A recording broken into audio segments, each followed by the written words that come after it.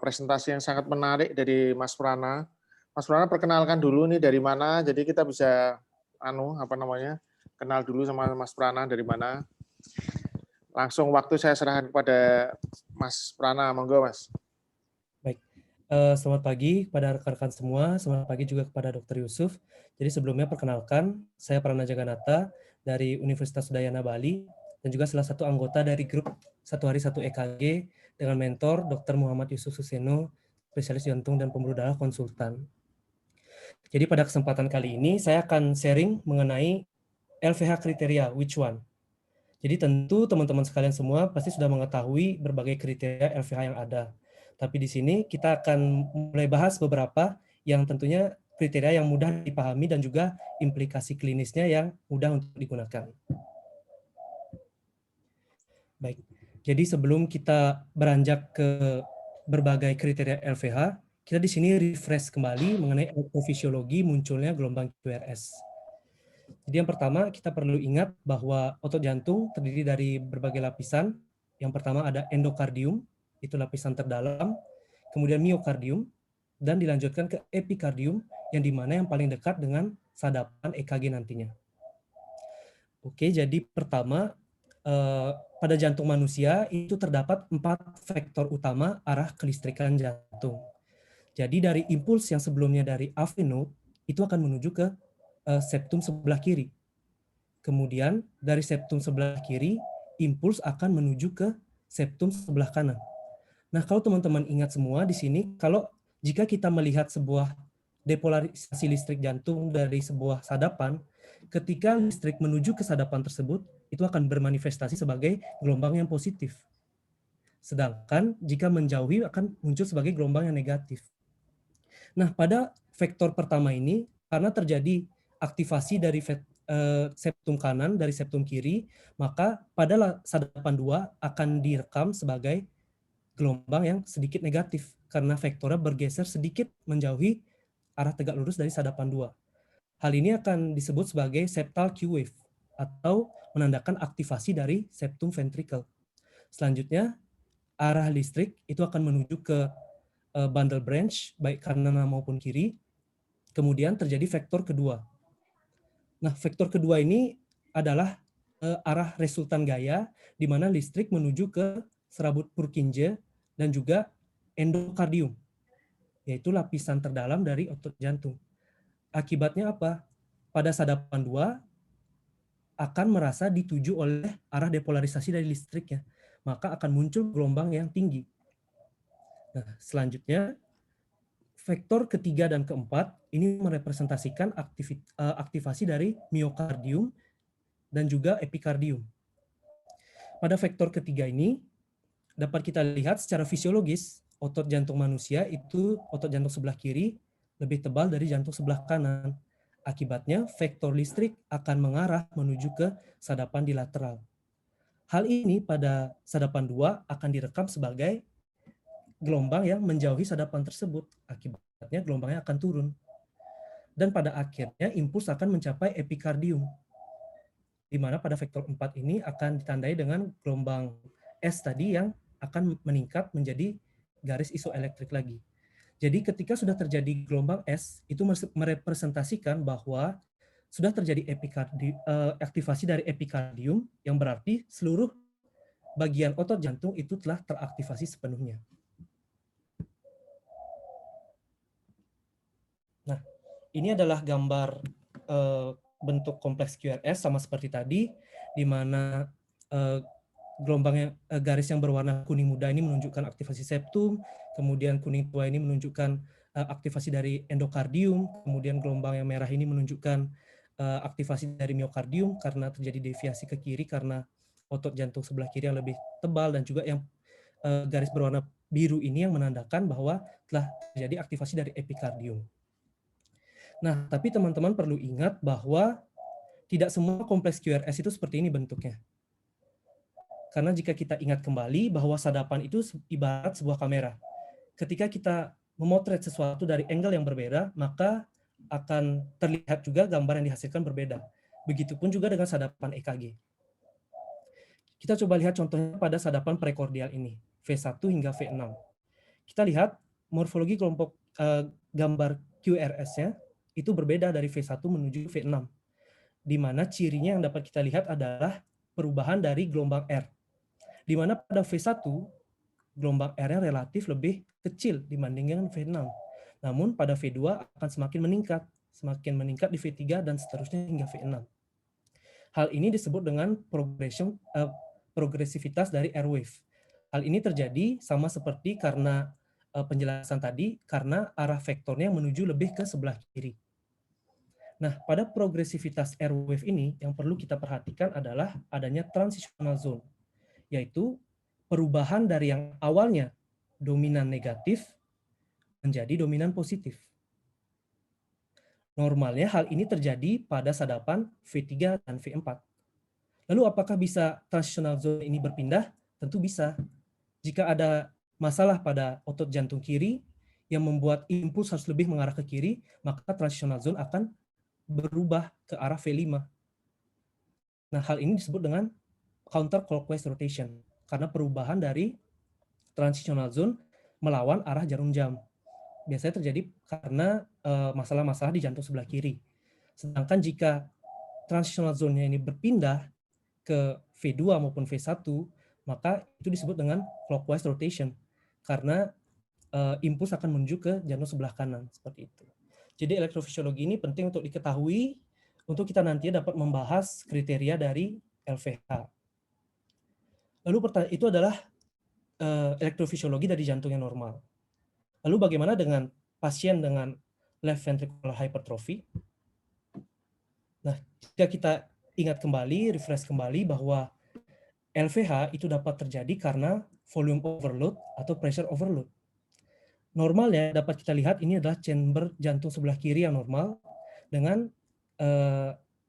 ada sarkomer, yaitu sebuah unit fungsional yang membuat jantung memiliki fungsi untuk berkontraksi, di mana jika sarkomer ini memendek, maka akan terjadi kontraksi.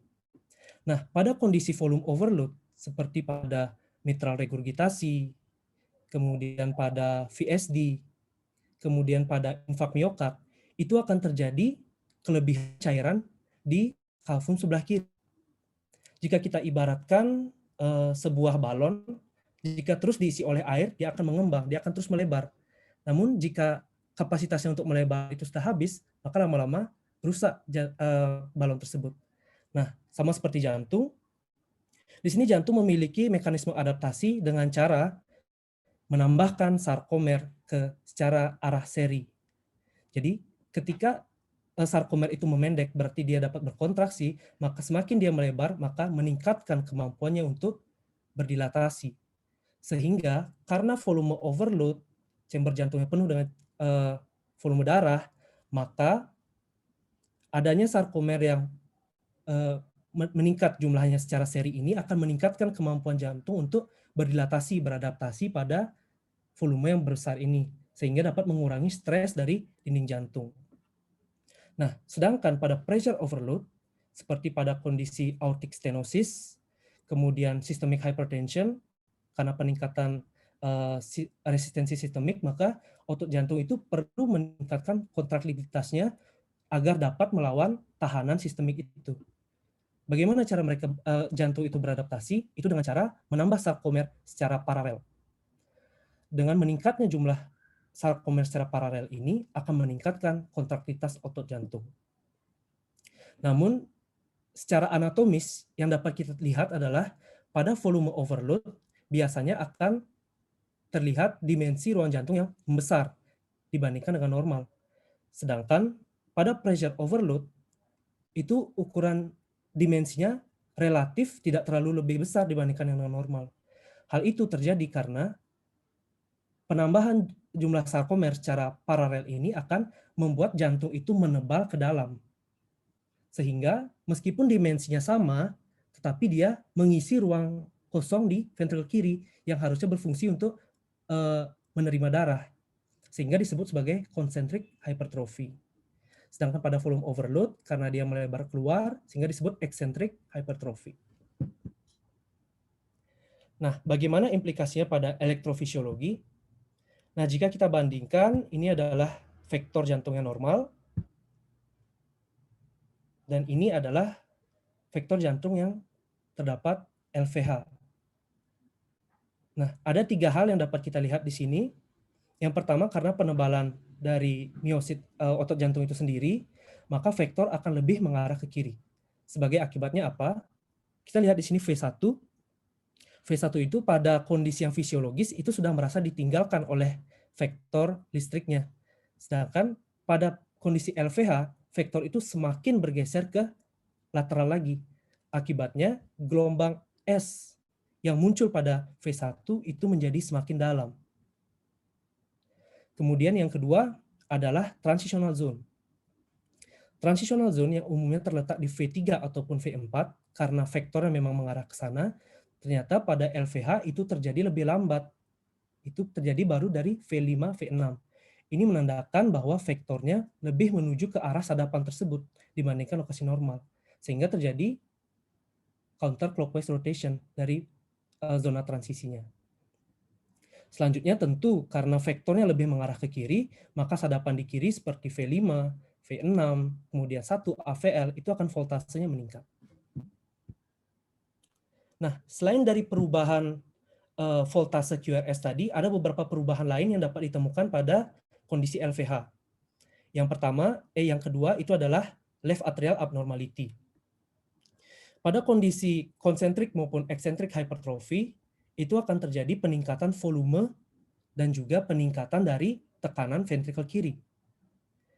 Di mana atrium kiri ini fungsinya adalah untuk mengisi ventrikel kiri. Ketika volume dan tekanannya meningkat, maka kemampuan atrium kiri untuk mengisi ventrikel kiri akan menurun karena meningkatnya tekanan, sehingga darah yang masih berada di atrium itu tidak bisa secara efektif disalurkan ke ventrikel kiri. Namun atrium tetap masih menerima darah. Sebagai akibatnya apa? Atrium akan membesar, atrium akan melebar, yang pada EKG dapat dilihat sebagai left atrial enlargement atau pelebaran dari atrium kiri. Nah, kemudian yang ketiga perubahan yang dapat ditemukan itu adalah pemanjangan dari waktu QRS. Ini kita jadikan 1. Nah, kalau kita lihat balik ke gambar tadi, otot jantung sebelah kiri yang menebal ini terjadi karena penambahan dari miosit jantungnya. Berarti waktu yang dibutuhkan input listrik untuk mengaktifkan kardiomiosit itu akan meningkat. Karena jumlahnya banyak, maka waktu yang diperlukan untuk aktivasinya makin banyak. Nah, di mana kita ketahui QRS ini adalah merepresentasikan dari aktivasi ventrikel. Sehingga karena jumlah yang meningkat, maka waktu yang dibutuhkan meningkat. Akibatnya apa? Akan terjadi pelebaran dari kompleks QRS. Kemudian, vektor yang lebih mengarah ke kiri itu akan dapat menyebabkan left axis deviation. Dan yang terakhir adalah dapat ditemukannya perubahan segmen ST. Jadi, kalau kita ingat bahwa jika gelombang depolarisasi menuju sadapan itu menimbulkan defleksi yang positif, maka gelombang repolarisasi yang menuju sadapan itu akan menciptakan gelombang yang negatif. Nah, secara fisiologis, repolarisasi terjadi melalui epikardium menuju endokardium, meskipun epikardium adalah lapisan yang paling akhir terdepolarisasi. Hal ini terjadi karena miokardium itu memiliki waktu yang lebih lama untuk selnya pulih untuk dapat melakukan repolarisasi. Sehingga karena waktu repolarisasi lebih lama pada miokardium, sehingga seolah-olah repolarisasi itu terjadi dari epikardium menuju endokardium, sehingga secara normalnya dia menjauhi sadapan. Akibatnya gelombangnya adalah positif ST segmen atau gelombang T-nya. Sedangkan pada kondisi LVH, karena kelistrikan jantung memerlukan waktu lebih lama untuk aktivasi seluruh dinding ventrikel, yang dimana epikardium adalah paling akhir dan endokardium adalah yang paling awal, maka endokardium yang teraktivasi paling awal ini memiliki waktu yang cukup buat dia berepolarisasi, sehingga repolarisasinya terjadi arahnya berkebalikan, yaitu dari endokardium, miokardium, dan epikardium, di mana arah ini berarti menuju ke arah sadapan. Repolarisasi yang menuju ke arah sadapan itu menunjukkan itu akan terekam sebagai gelombang yang negatif. Kemudian depresi segmen ST juga dapat terjadi karena mismatch dari supply dan demand. Karena meningkatnya miosit, maka kebutuhan metaboliknya juga meningkat, sedangkan suplai darahnya menetap atau bahkan cenderung menurun. Akibatnya akan terjadi iskemia. karena mismatch supply dan demand. Akhirnya akan terekam sebagai ST depresi. Nah, namun sayangnya tidak semua perubahan EKG itu bisa kita temukan pada setiap orang, karena ada beberapa faktor yang dapat mempengaruhi voltase pada EKG. Yang pertama, itu ada jarak jantung dengan elektrode, di mana ketika jaraknya meningkat, maka hasil rekamannya pun akan menurun. Akibatnya, voltase yang harusnya tinggi itu tidak terekam seperti hal tersebut. Kemudian, penempatan elektroda yang salah, di mana jika penempatannya tidak di lokasi yang seharusnya, maka akan terjadi deviasi dari kelistrikan yang seharusnya menuju ke sadapan tersebut. Kemudian yang ketiga, status antropometri, yang dimana pada maksudnya adalah seperti pada pasien dengan BMI yang tinggi, itu biasanya pada pasien-pasien obesitas, itu akan terjadi penimbunan lemak pada tubuhnya.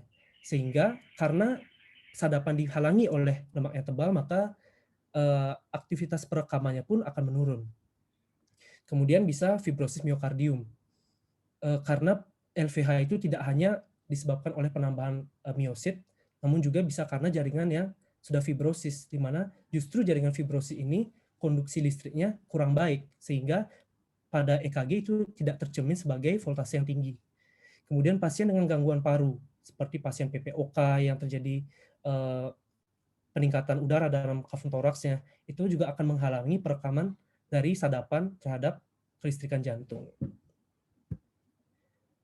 Nah, itu adalah teori-teori mengenai elektrofisiologi pada kondisi normal maupun LVH. Selanjutnya kita mulai bahas dari kriteria LVH. Kita langsung coba ke soal. Ini adalah soal yang saya ambil dari soal nomor 23, grup 1 hari 1 EKG. Jadi, laki-laki 60 tahun, pensiunan pegawai bank, datang dengan keluhan sering pusing bila berolahraga. Pada pemeriksaan fisik auskultasi dapatkan murmur sistolik. Nah, dari sini kita udah lihat nih kata kuncinya. Ada auskultasi, dapatkan murmur sistolik. Berarti kemungkinan ada valvular heart disease. Bisa karena stenosis aorta maupun regurgitasi mitral. Nah, coba kita interpretasikan EKG ini dengan 7 langkah Dr. Yusuf. Yang pertama, kita lihat iramanya, yaitu gelombang P manis di lead 2, itu menandakan irama sinus. Kemudian rate-nya kita bisa hitung, ini adalah 1, 2, 3, 4, 5, 6 kotak besar, berarti sekitar 50 kali per menit. Aksisnya 1 positif, AVF positif, normoaksis, PR interval. Kita lihat di sini sekitar 5 kotak kecil, berarti 200 milisecond masih normal. Kemudian kita lihat QRS-nya. Di sini QRS-nya masih sempit, dan juga di sini jika kita lakukan penilaian berikutnya, yaitu pada penilaian pembesaran ruang jantung. Yang pertama, kita nilai apakah terdapat LAE atau left atrial enlargement. Kita nilai dari V2-nya. Di sini tidak terlihat adanya pelebaran, dan juga V1-nya masih bifasik dengan ukuran yang relatif simetris. Dan kita lanjutkan ke kriteria LVH. Nah, kriteria yang kita bahas di sini adalah kriteria Sokolov-Lyon. Saya yakin di sini teman-teman sudah familiar dengan kriteria ini, di mana ini adalah kriteria yang relatif lebih banyak, yang paling sering digunakan, dan juga ini adalah relatif yang paling awal ada. Yaitu di sini melakukan pengukuran dengan menjumlahkan kedalaman S di V1 ditambah ketinggian R di V5 atau V6. Jika didapatkan hasilnya lebih dari sama dengan 35 mm, maka itu dikategorikan sebagai LVH. Jadi kita dapat memilih gelombang R-nya di V5 atau V6, yang mana yang menurut kita lebih tinggi. Itu bisa dijumlahkan dengan kedalaman S di V1-nya. Kemudian jika kita tidak memenuhi kriteria ini, maka bisa menggunakan kriteria kedua, yaitu ketinggian gelombang R di AVL. Jadi kita tinggal hitung ketinggian gelombang R-nya dari baseline menuju puncak gelombang R. Jika lebih dari 11 mm atau 11 kotak kecil, maka kita definisikan sebagai LVH. Nah, kriteria Sokolov-Lyon ini berdasarkan dari elektrofisiologi yang telah kita jelaskan tadi. Jadi ada 4 komponen sadapan yang dilihat, yaitu sadapan V1, V5, V6, dan sadapan AVL. Maafnya AVL maksudnya. Di mana pada sadapan V1 itu karena dia yang paling ditinggalkan oleh impuls depolarisasi dari ventricle, maka dia akan menciptakan gelombang S yang dalam. Maka ini yang digunakan. Kemudian karena impuls menuju arah lateral, maka sadapan yang dituju adalah V5 dan V6. Maka dari itu yang digunakan adalah voltase QRS dari V5 atau V6, yang mana yang tertinggi. Jadi, jika semakin dalam S di V1 dan semakin tinggi R di V5 atau V6, maka menghasilkan penjumlahan yang semakin tinggi. Maka hal itu dapat dianggap pasien mengalami LVH. Nah, di sini juga digunakan sadapan lateral yaitu AVL, yaitu sadapan ekstremitas, karena sadapan AVL yang terletak di paling lateral. Nah, jika kita implikasikan pada kasus ini, kita lihat di sini hitung dari kedalaman S di V1-nya, yaitu ada 1, 2, 3, 4, sekitar 5 kotak besar kurang, berarti ini adalah sekitar 18 mm, 18 kotak kecil. Kemudian kita lihat di sini antar V5 dan V6, itu V6 ketinggian R-nya terlihat sekilas lebih tinggi, kita coba gunakan, dan kita hitung tingginya, ini ada 28 kotak kecil. Jadi jika kita masukkan ke kriteria Sokololayan, 28 ditambah 18 adalah 46.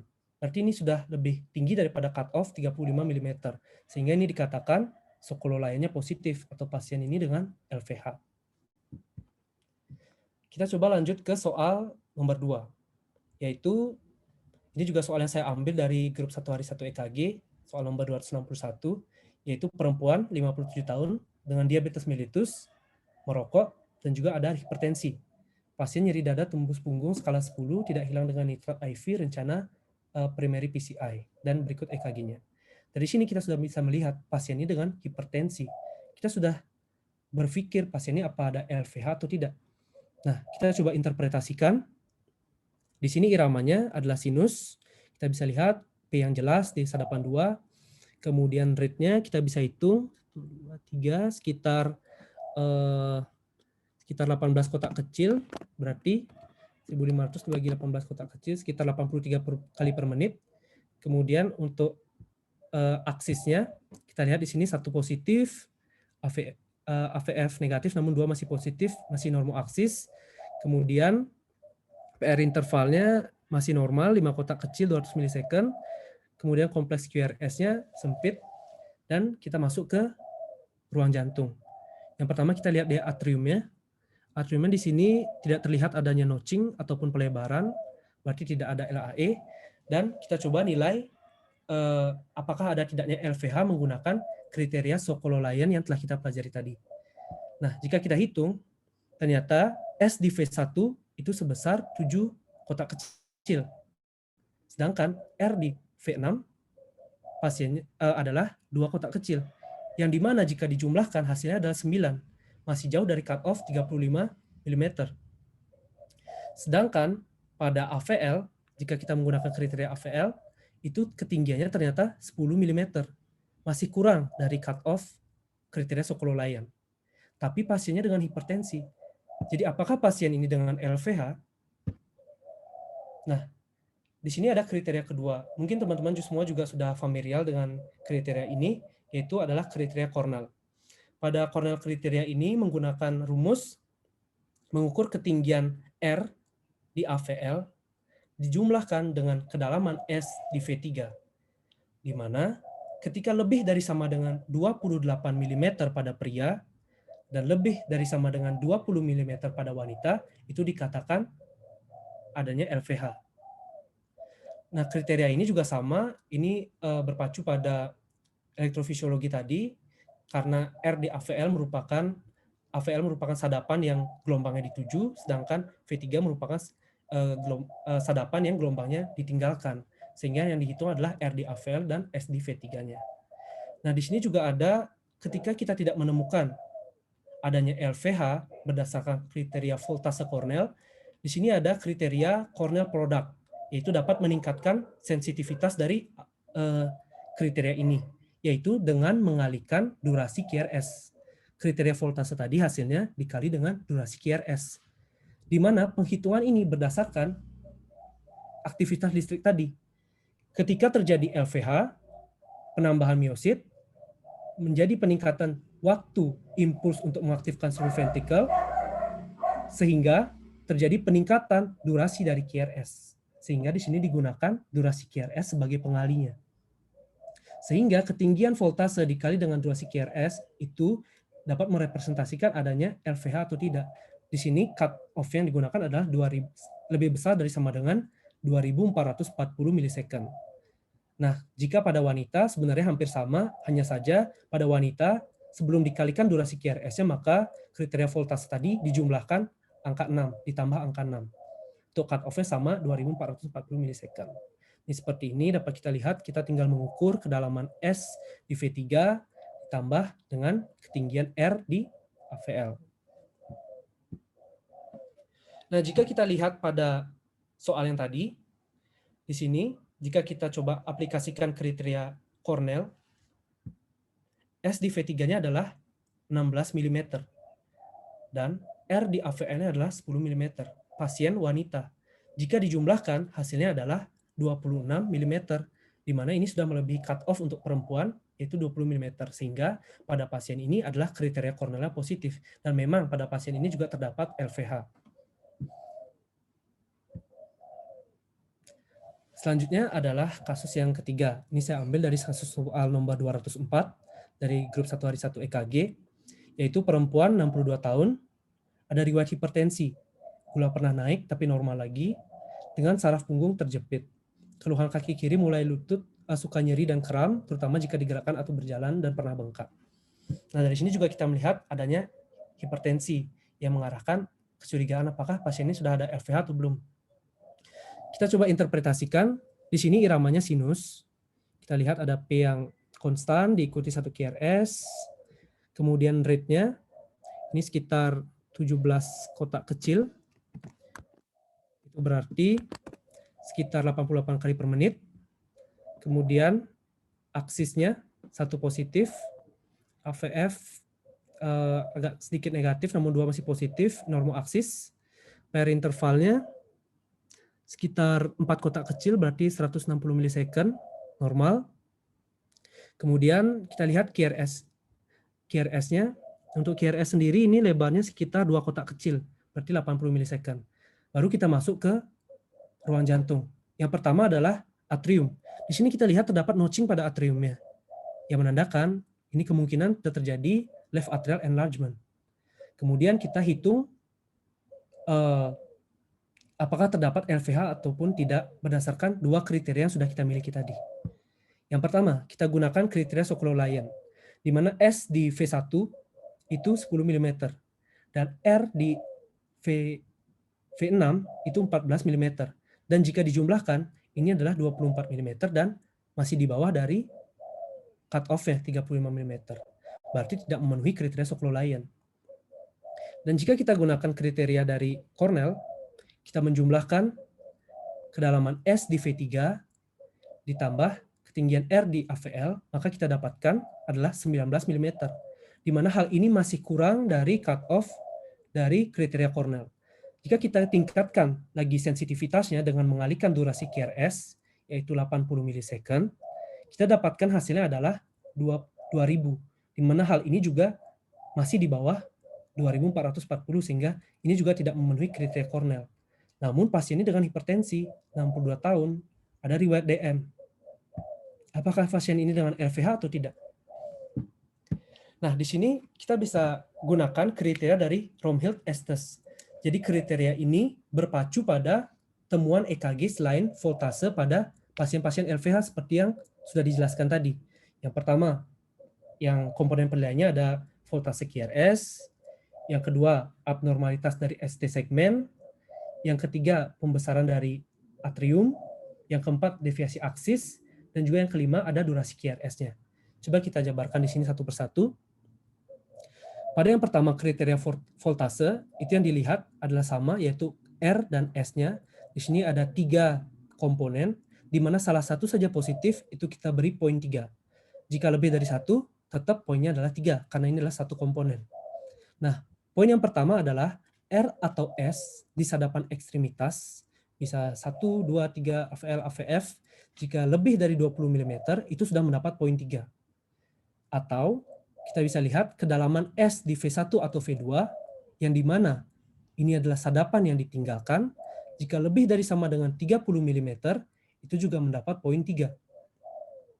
Kemudian, jika tidak memenuhi juga, bisa juga kita ukur ketinggian R di V5 atau V6, yang dimana sadapan tersebut adalah sadapan yang dituju oleh kelistrikan jantung karena adanya LVH. Maka jika lebih dari sama dengan 30 mm, itu dikatakan poinnya 3. Kemudian, komponen yang kedua adalah abnormalitas dari ST segmen. Seperti yang telah saya jelaskan sebelumnya, pada LVH dapat terjadi depresi dari ST segmen. Nah, yang kita nilai adalah apakah pasien ini dengan digitalis atau tidak. Digitalis yang dimaksud adalah obat-obatan seperti digoxin yang juga dapat menimbulkan depresi segmen ST. Nah, jika pasiennya terdapat depresi segmen ST tanpa penggunaan digitalis, maka kita beri poin 3. Namun, jika terdapat depresi segmen ST namun dengan obat digitalis, maka poinnya 1. Dan yang perlu diingat juga, pada pasien dengan LVH biasanya bentuk ST depresinya adalah strain, LV strain, yaitu seperti segmen ST yang tertarik ke pojok kanan bawah, seperti itu. Kemudian yang dapat kita nilai juga adalah adanya LAE atau tidak, karena sering pada LVH itu dapat menimbulkan LAE seperti penjelasan sebelumnya. LAE ini dapat kita nilai pada dua sadapan, di V1 maupun lead 2. Mungkin yang familiar adalah melihat di lead 2, yaitu adanya gambaran P mitral, yaitu adanya notching pada gelombang P-nya, ataupun pelebaran lebih dari 120 milisecond, maka dikatakan LAE dan mendapat poin 3. Namun, sebenarnya LAE ini juga dapat kita nilai dari sadapan V1, dan bahkan beberapa jurnal mengatakan bahwa sensitivitas penilaian melalui sadapan V1 untuk abnormalitas dari atrium itu lebih baik pada sadapan V1. Karena lokasinya yang tegak lurus dengan atrium kanan, V1, sehingga saat terjadi aktivasi dari atrium kanan, maka gelombang akan menuju ke arah sadapan. Sehingga di awal akan muncul gelombang defleksi positif. Nah, setelah aktivasi dari atrium kanan, maka impuls akan menuju ke atrium kiri, di mana hal ini akan menjauhi dari sadapan V1. Jadi bisa dibayangkan, ketika gelombang depolarisasi menjauhi sadapan tersebut, akan muncul gelombang yang negatif. Sehingga normalnya, pada pasien tanpa LVH, itu akan terbentuk gelombang yang bifasik dengan ukuran yang relatif sama. Sedangkan jika terjadi pembesaran atrium kiri, berarti gelombang yang menjauhi sadapan V1 itu akan meningkat, sehingga kedalaman dari defleksi yang harusnya bifasik ini akan cenderung lebih dalam, biasanya lebih dari satu kotak kecil, dan lebarnya juga akan lebih dari satu kotak kecil. Nah, jika kita ketemukan hal tersebut, maka kita dapat beri poin 3. Kemudian temuan yang keempat adalah LAD, di mana jika kita menemukan ada left axis deviation, sudah dapat kita berikan poin 2. Kemudian durasi QRS. Durasi QRS yang lebih dari sama dengan 0,09 second. Tentu kalau kita mengukur dengan kasat mata ini adalah hal yang sulit. Namun jika kita mudahnya, itu kita tinggal lihat karena satu kotak kecil itu adalah 0,04 second, sehingga dua kotak kecil berarti 0,08 second. Sehingga jika lebih dari dua kotak kecil, itu berarti kemungkinan sudah lebih dari 0,08, bisa sudah 0,09. Jadi sehingga biasanya kita bisa nilai durasi QRS ini dari lebarnya, jika sudah lebih dari dua kotak kecil itu sudah dapat kita masukkan ke kriteria ini dan kita beri poin 1. Kemudian kita bisa juga nilai dari defleksi intrinsikoid, yaitu waktu yang dibutuhkan ventricle untuk mengaktifasi. Jadi ini diukur dari gelombang Q menuju ke puncak dari gelombang R. Jika lebih dari 0,05 atau lebih dari satu kotak kecil, itu sudah kita dapat beri poin 1. Di mana interpretasinya, jika poinnya adalah 5 atau lebih, itu akan dikatakan LVH. Sedangkan jika poinnya adalah 4, itu adalah probable LVH.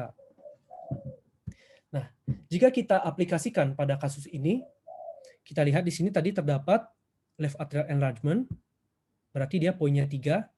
Nah, di sini kita lihat ternyata ada abnormalitas dari segmen ST, di mana segmen ST depresi dengan bentukan LV strain.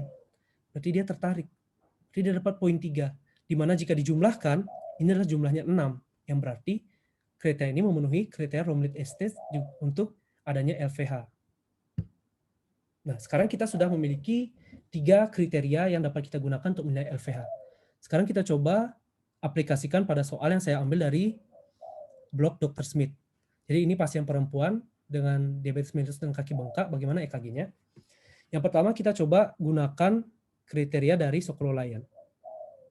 Pada kriteria Sokololayan di sini kita bisa ukur S di V1-nya adalah 8 mm, kemudian R di V5 kita gunakan karena lebih tinggi daripada V6, itu adalah 12 mm, sehingga penjumlahannya 20 mm, di mana hal ini masih kurang dari 35, sehingga ini belum memenuhi kriteria dari Sokololayan. Jika kita gunakan kriteria yang kedua, yaitu kriteria Cornell, kita bisa jumlahkan kedalaman dari V3, S di V3, yaitu 18 mm, ditambahkan dengan ketinggian dari AVN-nya. Sayangnya di sini AVN-nya hanya satu kotak kecil, akibatnya adalah 19, masih kurang dari cut-off-nya. Kita coba tingkatkan spesifititasnya dengan mengalihkan durasi QRS. Kita lihat durasi QRS-nya sekitar 1,5 kotak kecil, berarti sekitar 60. Jika kita kalikan juga masih kurang dari cut-off. Sehingga kriteria Cornell ini masih negatif. Kemudian, jika kita gunakan kriteria dari Romlit-Estes, kita hanya melihat di sini adanya LAE, yaitu bisa kita lihat di sini adanya notching pada gelombang P yang menandakan adanya LAE. Dan tidak ada kita temukan kelainan lainnya seperti aksisnya masih normal, kemudian tidak ada depresi segmen XT, dan juga durasi QRS-nya masih relatif sempit. Sehingga di sini jika kita jumlahkan hasilnya hanya 3, belum memenuhi kriteria Romlit-Estes. Nah, jadi apakah pasien ini dengan LVH? Nah, ini adalah kriteria yang relatif baru, yaitu disebut dengan kriteria Peguero-Lopresti, di mana kriteria ini dikemukakan pada tahun 2017, relatif baru. Jadi pada kriteria ini juga relatif simple, di mana yang dijadikan patokan adalah S yang paling dalam di sadapan manapun dijumlahkan dengan S di V4. Yang dijadikan acuannya di sini adalah S di V4 yang merupakan transitional zone. Jadi ketika lebih dari sama dengan 23 mm pada perempuan itu dikatakan sebagai LVH, dan jika lebih dari sama dengan 28 mm pada laki-laki itu dikatakan itu adalah LVH. Nah, pada penelitian ini juga dikatakan bahwa ia mengemukakan bahwa kriteria Peguero-Lopresti ini jika dibandingkan dengan Sokololayan maupun dari kriteria Cornell ternyata sensitivitasnya dikatakan lebih baik. Nah, jika kita coba gunakan kita aplikasikan pada kriteria pada EKG sebelumnya, kita lihat di sini ternyata S yang terdalam di sini adalah S di V2-nya. Jika kita hitung, ini adalah 24 mm. Kemudian dijumlahkan dengan S di V4. S di V4 di sini jika kita hitung adalah 13 mm. Di mana jika kita jumlahkan hasilnya adalah 37. Dan ini telah memenuhi kriteria LVH menurut Peguero-Lopresti. Dan ternyata pasien ini memang dengan LVH. Jadi apakah itu adalah 4 kriteria yang sudah kita bahas. Jadi apakah kita sebaiknya menggunakan satu kriteria saja atau kita sebaiknya mengkombinasi? Itu adalah pertanyaan yang muncul selanjutnya. Nah, ini adalah berbagai jurnal yang membahas mengenai sensitivitas dan juga spesifisitas dari berbagai kriteria untuk menentukan LVH. Yang pertama kita bisa lihat dari systematic review meta-analisis yang dilakukan oleh Zongying Yu. Ini membandingkan kriteria dari Peguero-Lopresti, Cornell, dan juga Sokololayan, di mana mereka menemukan bahwa bisa kita lihat di sini dari berbagai macam penelitian yang ada, ternyata kriteria Peguero-Lopresti ternyata relatif lebih tinggi dibandingkan Cornell maupun Sokololayan.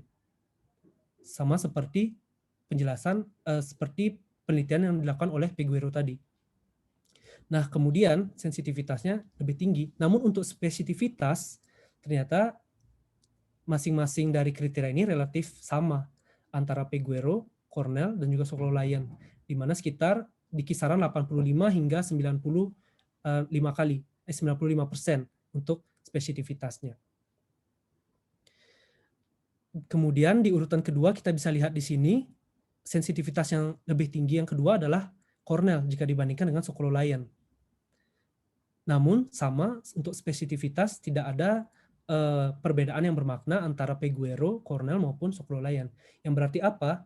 Yang berarti kemampuan masing-masing kriteria ini untuk mendiagnosis adanya LVH dari pasien yang benar-benar ada LVH itu relatif paling tinggi pada pasien dengan Peguero Lopresti.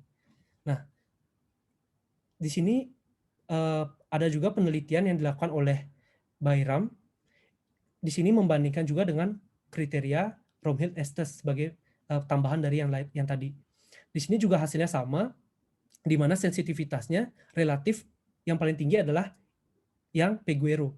Kemudian diikuti oleh Cornell dan juga Romhild-Estes baru Sokololayan. Dan juga untuk spesifititasnya tidak terlalu ada perbedaan yang signifikan, namun pada Romhild-Estes di sini dikatakan hanya 78%.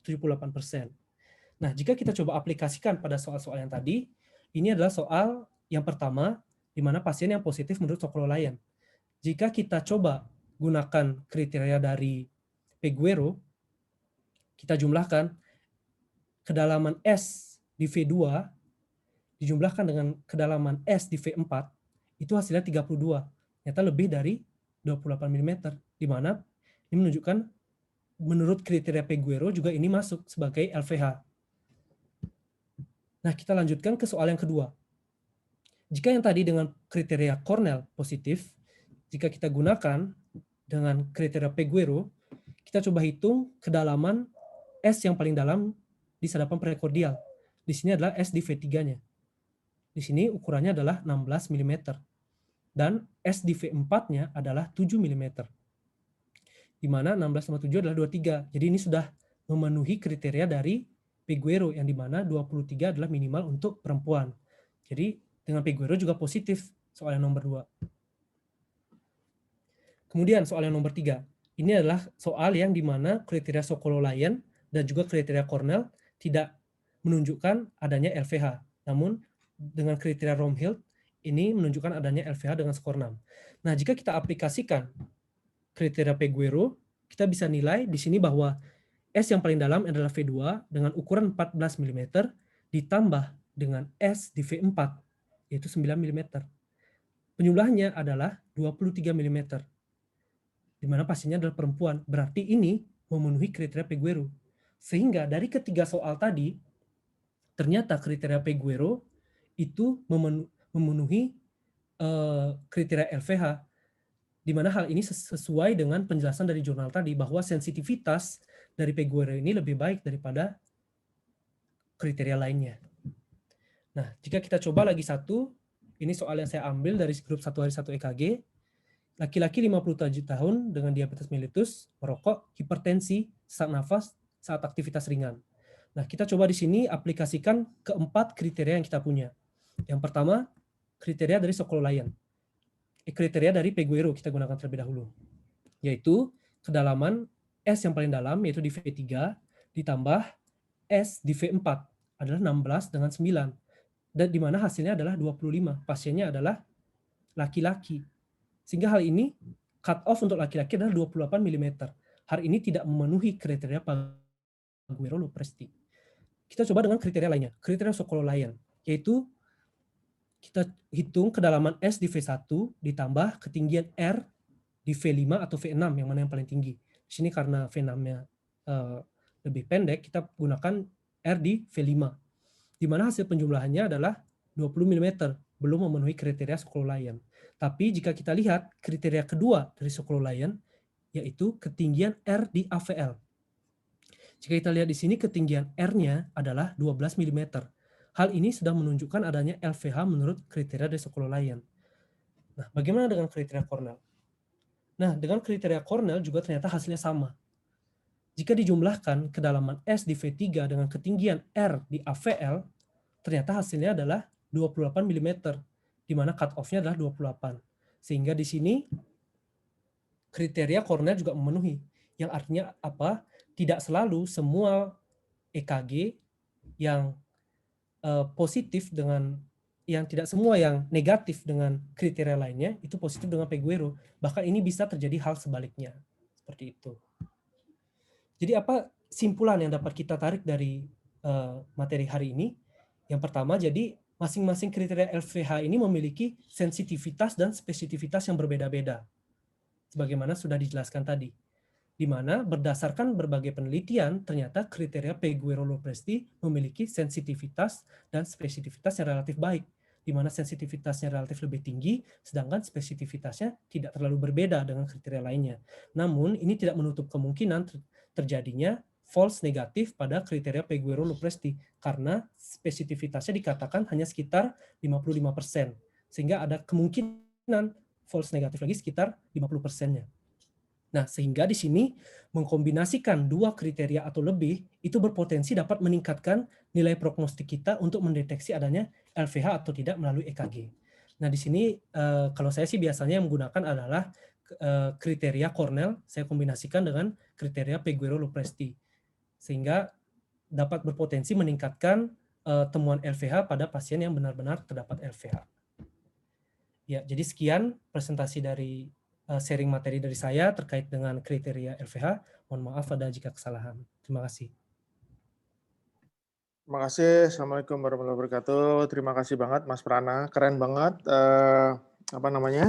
presentasinya. So, ada beberapa pertanyaan dari teman-teman ini di kolom chat. Wah, ini teman-teman ternyata kadang-kadang agak PHP ya, Mas. Kalau enggak salah kemarin kita di IG itu saya tanya, ada banyak yang ikut nggak? Ternyata sampai 500. Wah, Oh, iya. 500. Saya sampai minta Mas Rudi dari Boston ini pinjam. Tapi ternyata sampai titik terakhir maksimal cuma 82. Waduh. Wah, anak-anak ini PHP tok. Rek. Bocah-bocah, Rek. Ya wes. Oke, so ada beberapa kolom chat nih dari teman-teman. Mas Jeffrey, gimana kalau misalnya S yang paling dalam di V4, Mas? Wah, pada kriteria Peguero ternyata yang paling dalam di V4. Yang lainnya tidak lebih dalam daripada V4. Gimana tuh coba? Nah, di penelitian tersebut dikatakan bahwa ketika ini di kriteria itu dikatakan bahwa ketika yang S yang terdalam itu memang di V4, berarti V4-nya tinggal kita kalikan 2 saja, Dok. Oke, jadi simpel banget. Sebenarnya kriteria Peguero ini termasuk baru dan sebenarnya sederhana kan, karena sederhana itu jadi ya kita nggak usah nyari yang ruwet-ruwet lah. Ya. Terus ada lagi pertanyaan dari Mas Bagus. Ya. Kalau misalnya di Sokolo Lion dipakai yang V2 boleh nggak? Nah, itu. Kalau nggak salah sih kalau Sokolo Lion memang dia nulisnya hanya V1 ya Mas Prana ya? Iya, Dok. Di Jadi teks juga dikatakan hanya V1 yang digunakan. Jadi V2 gimana tuh? Ya sebenarnya kalau kita strict pada kriteria Sokolo Lion ya V1 yang dipakai ya. Cuma kalau V2-nya juga dalam, V5, V6-nya tinggi R-nya biasanya juga positif tuh Sokolo Lion-nya ya. Jadi ya sebenarnya kalau V1, V2-nya sama dalamnya ya mungkin bolehlah pilih V2. Tapi kalau strict pada Sokolo Lion itu harusnya yang dipakai V1 ya. Oke, ada lagi pertanyaan nih.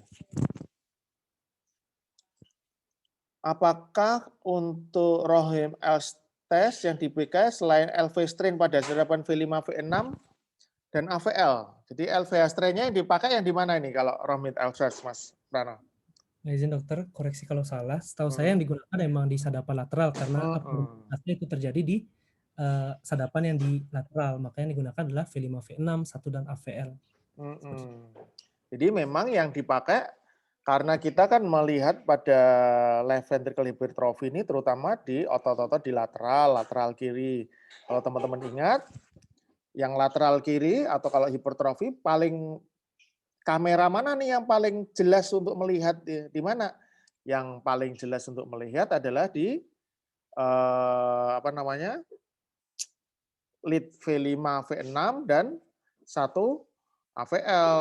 Jadi ya yang kita pakai ya di lead lateral, bukan di lead yang lain ya. Karena kalau nanti ST depresinya di lead 2-3 AVF, ya bisa aja itu bukan dari hipertrofi, tapi misalnya dari iskemia misalnya Ya, jadi tidak bisa dipakai untuk suatu kriteria left ventricle hypertrophy. Oke, ada pertanyaan lagi dari Mbak Nadine. Dok, izin bertanya, jika dengan semua kriteria itu lebih banyak hasil negatif dan hanya satu kriteria saja yang menunjukkan, oh jadi misalnya nih dari kriteria Sokololayan dia nggak LVH, dari kriteria Cornell dia nggak LVH, tapi yang kriteria Pak Guero LVH. Kira-kira gimana Mas Prana? Masuk LVH apa enggak nih? Ya, izin coba jawab, Dok. Jadi kalau kita lihat tadi dari berdasarkan jurnal-jurnal itu untuk kriteria dari penentuan LVH ini yang tinggi adalah spesifititasnya dan yang rendah adalah sensitivitasnya. Artinya kemampuan kriteria ini untuk menemukan LVH pada pasien yang benar-benar LVH itu rendah. Sedangkan jika kita temukan adanya LVH berdasarkan satu kriteria itu sudah spesifik ada LVH. Sehingga menurut saya jika ada salah satu saja positif itu bisa kita sugestif itu adalah LVH karena spesifititasnya yang tinggi. Namun kalau kembali lagi ingin memastikan itu bisa mungkin dilakukan echo ya, Dok. Jadi tetap apa namanya golden standarnya adalah echokardiografi dan semua penelitian kriteria ECG tadi itu dibandingkan dengan echo gitu. Jadi ya kalau menurut saya sih kalau teman-teman misalnya nih pakai Sokololayan negatif ya nggak usah banyak-banyak lah. Kalau kalian semuanya meriksa semua pakai kriteria Romhild, kriteria Sokolo, kriteria Cornell, kriteria Pak Guero, nanti malah malas baca ECG nanti ya, karena terlalu banyak, terlalu ruwet. Dia pakai salah satu atau dua minimal mungkin, misalnya Cornell sama Sokololayan sama Pak Guero. Menurut saya sih Pak Guero ini cukup baik ya, jadi mungkin yang satu Cornell pas Pak Guero, yang satu Sokololayan pas Pak Guero juga. Kalau Romhild kayaknya agak lebih kompleks ya, terus terang saya juga jarang pakai gitu. Jadi misalnya kita pakai Sokololayan sama si kriteria dari dokter Pak Guero. Kalau ternyata positif Pak Guero ya udah kita anggap LVH dulu. Kan kita bisa aja salah, nggak apa-apa. Nanti kita pastikan dengan usul kita misalnya untuk echo. Artinya kita bisa melihat sebenarnya EKG kalau misalnya kita di klinik itu untuk screening kita mengarah ke terapi. Misalnya ini ada pasien dengan nyeri dada, gitu. Nyeri dada kriterianya LVH, memang pasien hipertensi. Nah, selain apa namanya anamnesa dan lain-lain, kita kan melihat ECG. Ini kira-kira mengarah ke koroner atau enggak nih, gitu. Selain juga perlu pemeriksaan fisik yang jelas ya. Oke, ada pertanyaan lain? Apa kita udah cukup dulu? Kayaknya udah capek ya. Semuanya udah Saya kalau gitu ngomong ada teman-teman ini sebenarnya Mas Prana udah keren banget. Terima kasih Mas Prana atas presentasinya. Padahal cuma tak kasih waktu 3 hari ya Mas ya. Kita ngobrol lah Mas Dr. Emil nih share di grup Telegram kriteria Pak Guero. Saya juga belum begitu jelas banget nih. Tugasin aja Mas Prana buat belajar ya, sambil saya juga baca-baca. Alhamdulillah bisa memberi ilmu buat teman-teman. So, saya ada sharing sedikit, kalau saya cuma sekitar 10 menit menambah pengetahuan teman-teman semua ya. Oke. So, sekarang saya mau share screen. Nah, ini. So, ini juga saya ambil dari beberapa slide sih ya. Beberapa slide, beberapa internet. Nanti kita bisa ngobrol bareng-bareng. Kalau teman-teman ada pertanyaan nanti bisa tanya di chat. Sebentar.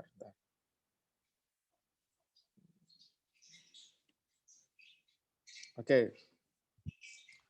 Jelas ya, Mas anunya? Apa jenenge? Slide-nya udah kelihatan ya? Jelas, Dok. Jelas ya. Oke, makasih. So, kadang-kadang kita kan jelas tadi ada Mas Prana. Mas Prana ini udah lulus atau belum, Mas? Masih koas, Dok. Waduh, keren. Koas kamu wis pemahamannya udah menyeluruh. Zaman aku mbiyen koas sih ora mudeng. Soalnya nggak ada yang ngajarin ya. Dulu waktu kita masih jadi dokter sekolah-sekolah tahun 90-an itu, waduh, mencari ilmu ECG itu susah bukan main, belum ada internet, belum ada YouTube.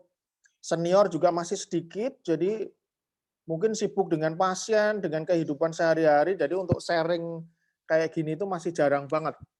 Buku masih mahal, gitu, buku bahasa Indonesia masih sedikit, jadi ya akhirnya agak buta gitu ya. Saya baru ngerti ECG itu setelah jadi dokter umum dan belajar sendiri ya. Nah, tapi ini Mas Prana dengan masih koas saja udah pemahamannya udah cukup oke. So ini sharing sedikit saja. So gimana dengan tadi LVH strain kan? Teman-teman tadi udah ada salah satu kriteria terutama di kriteria Dr. Rohmit Elstes ya. Dia masukkan LVH strain sebagai salah satu kriteria. Nah, ini saya mau lebih detail sedikit tentang kriteria Peguero tadi ya. Jadi supaya gampang dapat kenapa sih kok ada kriteria Peguero ini? Kenapa sih? Ini yang tadi sudah disampaikan oleh Dokter Mas Prana, kita lihat ya.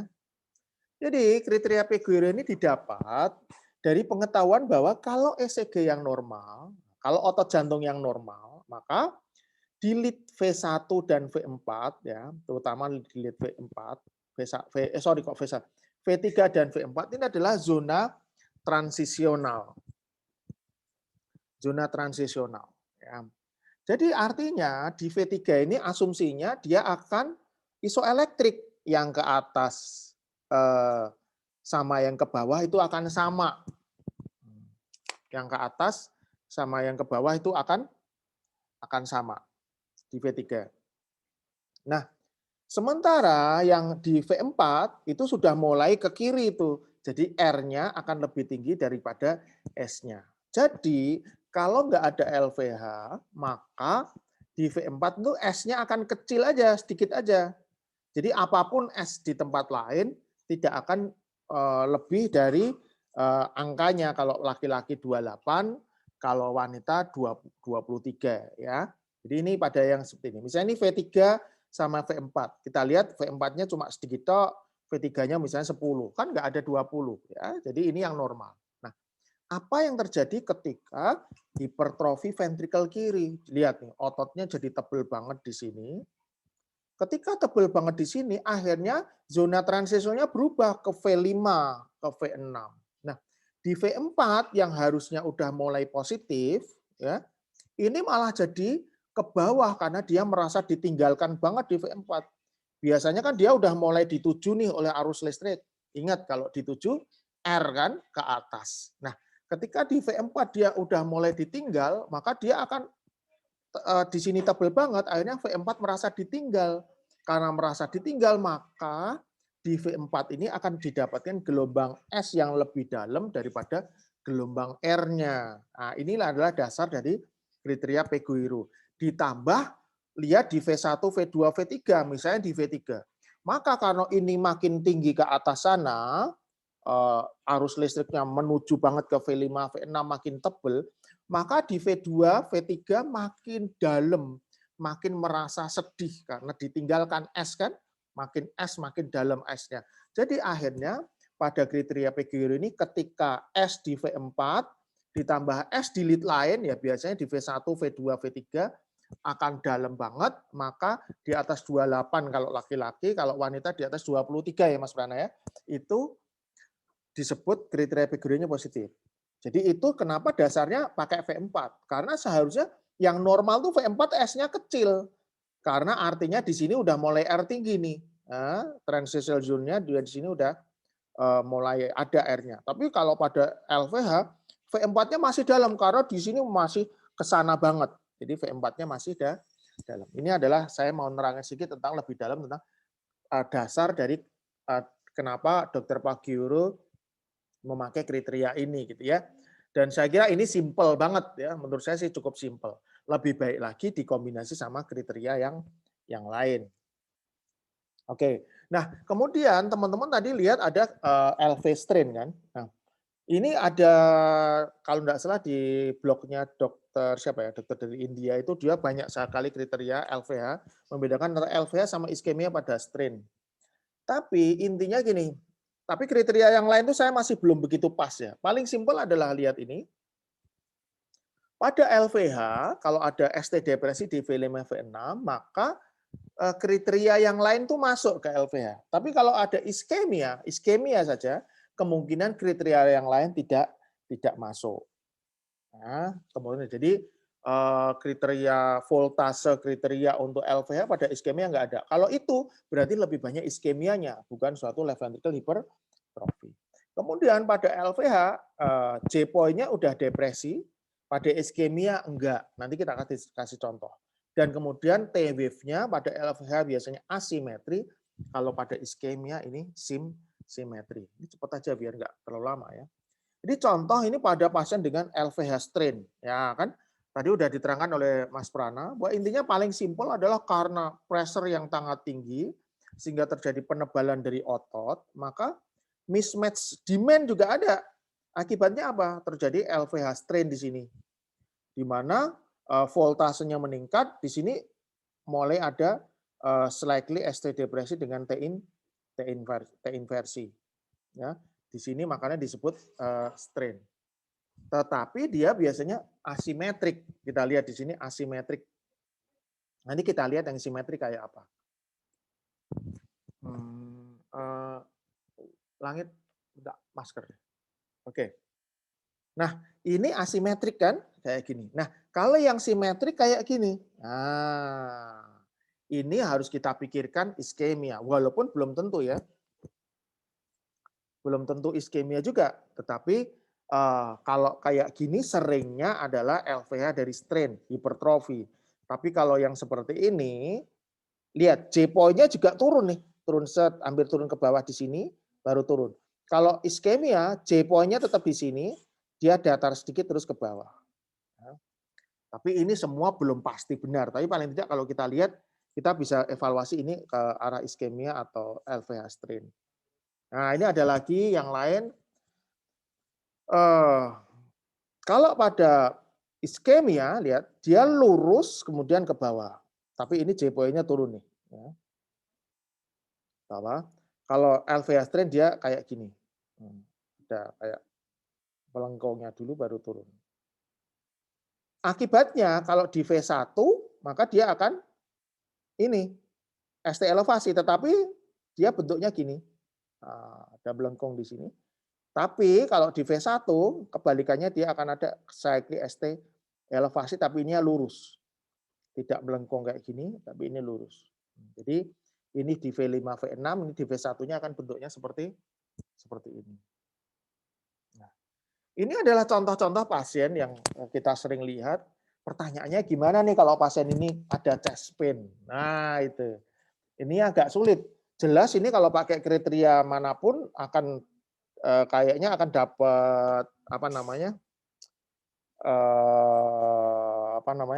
masuk kriteria LVH ya. Kita lihat misalnya pakai Sokololayan. Ya, ini V1-nya aja udah dalam banget, V5, V6 udah tinggi. Jelas ini masuk LVH. Paguiro juga masuk ya, V4-nya sayangnya enggak begitu jelas tapi masuk. Ya, ditambah dengan kriteria yang lain juga masuk. Pertanyaannya kalau ini chest pain, kira-kira chest pain-nya ini iskemik apa enggak? Mungkin enggak pasien dengan hipertensi yang berat kemudian ada iskemik? Mungkin banget, bisa aja.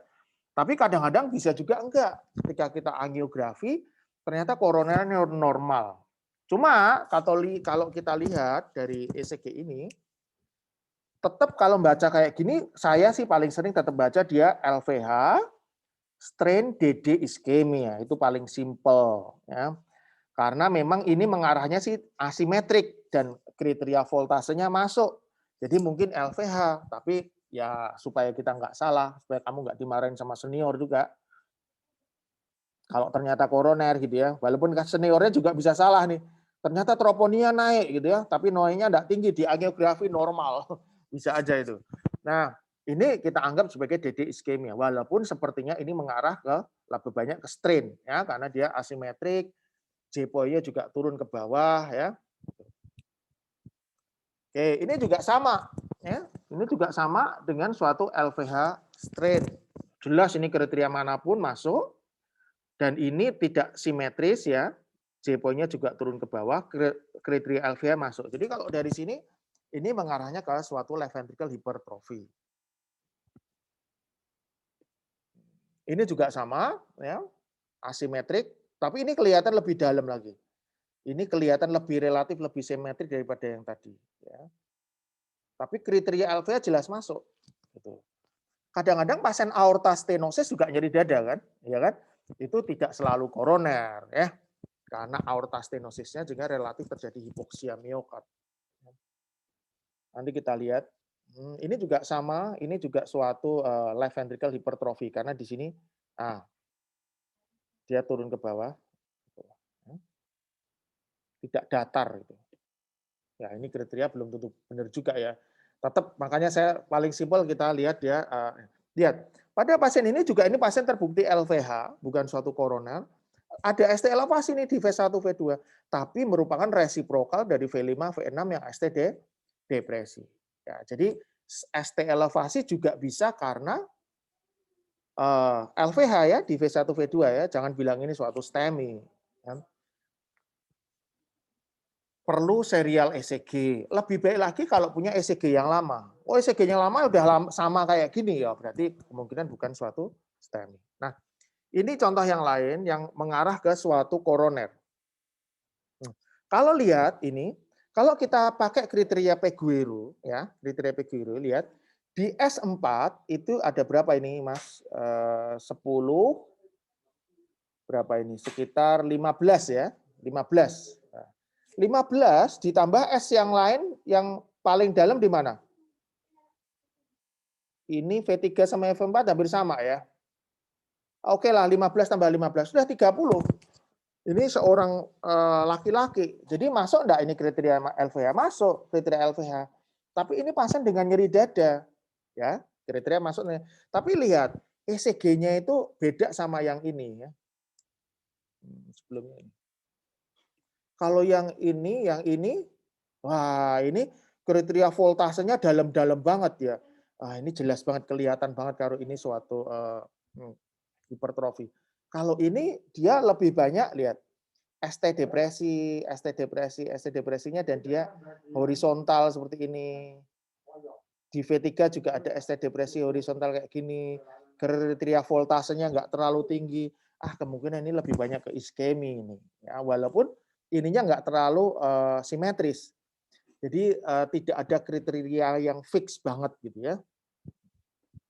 Ini juga sama, lihat nih, ST depresi kayak gini. Tapi kriteria voltasenya masuk, kalau pakai Peguero masuk ya. Kriteria Peguero masuk.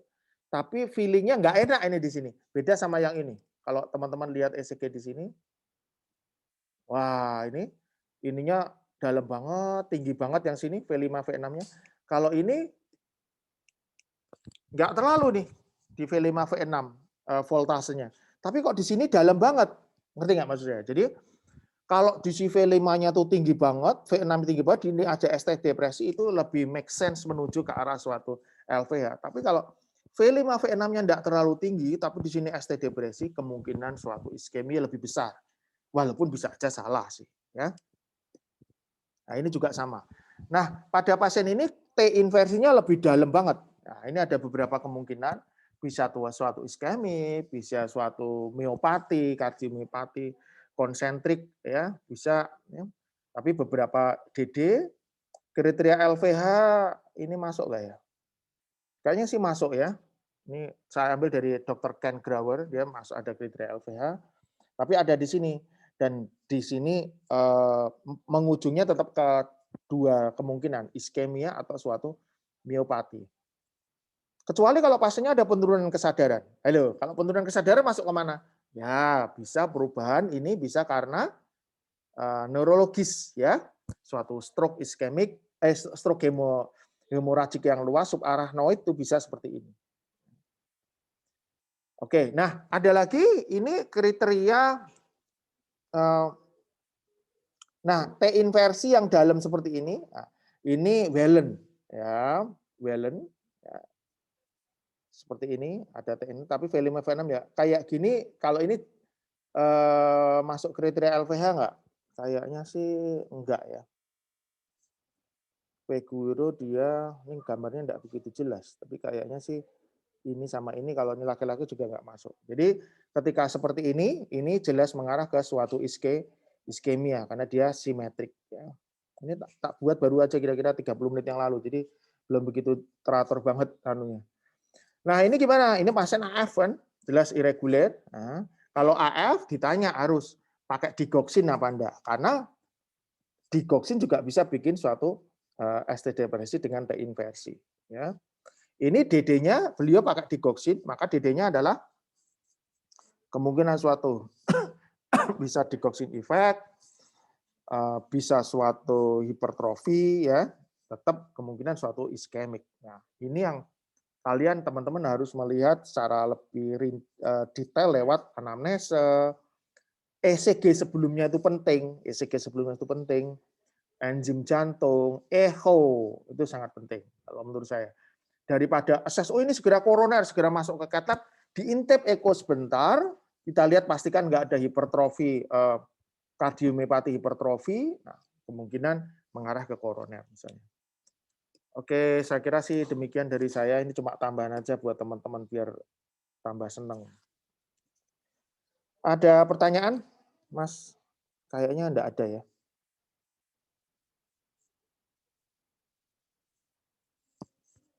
Satu, dua, tiga. Oke, terima kasih sudah mengisi minggu ke pagi kita dengan hal-hal yang sangat positif. Semoga semuanya sehat-sehat semua. Semoga apa yang kita sampaikan hari ini bermanfaat untuk teman-teman semua. Jaga kesehatan ya.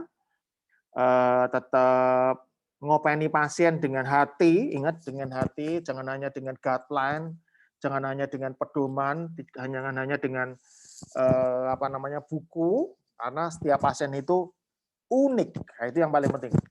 Treat your patient secara personal. Oke? Terima kasih. Wassalamualaikum warahmatullahi wabarakatuh. Terima kasih kepada Mas Rudi Boston yang sudah menyediakan platform dan Mas Prana. Oke, Terima kasih, Dokter. ya. Dok. Ya, sama-sama. Dokter. Ya.